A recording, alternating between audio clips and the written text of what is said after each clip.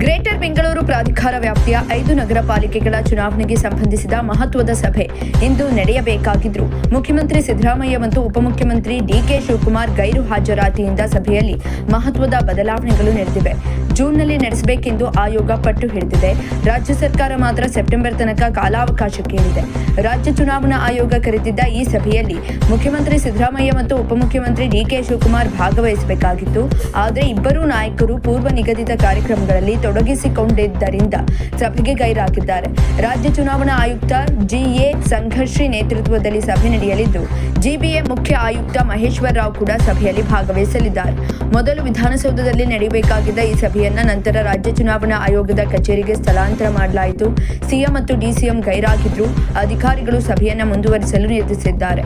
ಸಭೆಯಲ್ಲಿ ರಾಜ್ಯ ಚುನಾವಣಾ ಆಯೋಗದ ಹಿರಿಯ ಅಧಿಕಾರಿಗಳು ಹಾಗೂ ಜಿಲ್ಲಾ ಚುನಾವಣಾಧಿಕಾರಿಗಳು ಕೂಡ ಭಾಗವಹಿಸುತ್ತಿದ್ದಾರೆ.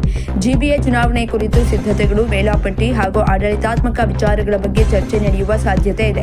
ಇನ್ನು ಸಭೆಗೆ ಮುಖ್ಯಮಂತ್ರಿ ಮತ್ತು ಉಪಮುಖ್ಯಮಂತ್ರಿ ಹಾಜರಾಗದ ಹಿನ್ನೆಲೆಯಲ್ಲಿ ಅವರ ಪರವಾಗಿ ಜಿಬಿಎ ಮುಖ್ಯ ಆಯುಕ್ತರು ಭಾಗವಹಿಸಲಿದ್ದಾರೆ.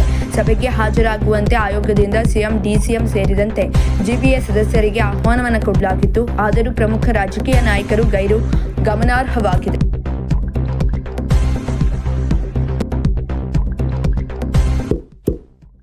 ಇಂತಹ ಇನ್ನಷ್ಟು ವಿಡಿಯೋಗಳಿಗಾಗಿ ಲೈಕ್ ಮಾಡಿ, ಫಾಲೋ ಮಾಡಿ, ಶೇರ್ ಮಾಡಿ.